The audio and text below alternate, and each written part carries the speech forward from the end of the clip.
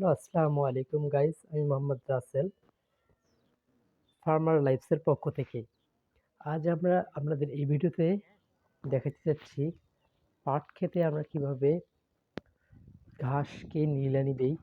এটি পাট ক্ষেতের বয়স যখন 15 দিন, তখন আমরা এই পাট ক্ষেতের ঘাসগুলোকে আগাছা এবং ঘাসগুলোকে পরিষ্কার করি।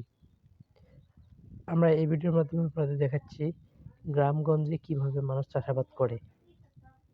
চাষাবাদের এক পর্যায়ে আমরা এই ঘাসগুলোকে নিলে এখান থেকে নিড়ানি দেই, যাকে বলে আমাদের গ্রাম্য ভাষায়। আমরা এই ঘাসগুলোকে পরে গরু ছাগলকে খাওয়াই। এই ঘাসগুলো খুবই পুষ্টিকর গরু ও ছাগলের জন্য, তাই আমরা এগুলো ব্যবহার করে গরু ছাগলকে খাওয়াই। এটি হলো পাট ক্ষেত, এবং পাট ক্ষেতে আমরা এই নিড়ানি দিচ্ছি।